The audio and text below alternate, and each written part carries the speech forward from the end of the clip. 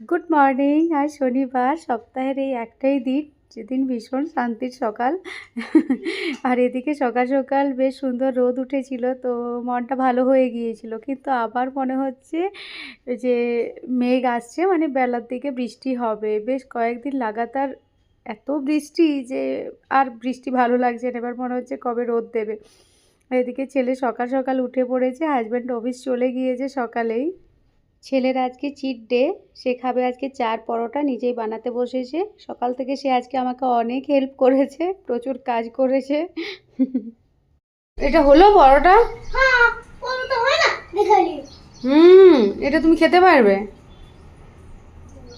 আমি অনেক অনেক আলাদা স্টেপের বানাই। ছেড়ে দাও, এরপর তোমাকে আলাদা শেপের আর বানাতে হবে না, আমি এরপর বানিয়ে নেব। না, দারুণ হয়েছে, ছেড়ে দাও, আমি এরপর বানিয়ে নিই। না।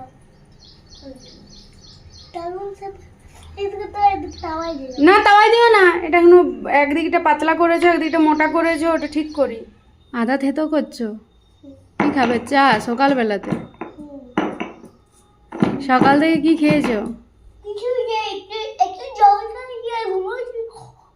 আর এমন খাচ্ছি। জল আর আমন্ড? খিদা লেগেছে? হিরো খিদা পেয়েছে। হুম, হিরো খিদা। হিরো খিদা? হ্যাঁ, মানে খুব খিদা? হ্যাঁ।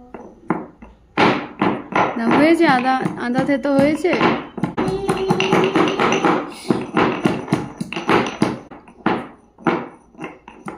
দাও দাও, হয়ে গেছে, চাটা দিকে ফুটে গেল। দাও, বসো 5 মিনিট, ঠিক আছে? কই জুতো, কই জুতো পরে যা, ওইখানে দাঁড়াও। আর যেও না, আঙ্কেলের হাতে দিয়ে দাও, আঙ্কেলের হাতে দাও।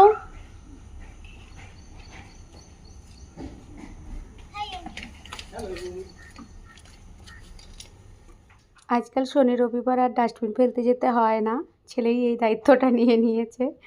তো এরপর সে হ্যান্ড ওয়াশ করে খেতে বসবে। সকালে ঘুম থেকে উঠেই বলেছে আজকে মাম্মা পরোটা আর চা খেতে ইচ্ছে করছে। পছন্দের খাবার দিয়েছি, চিট ডে।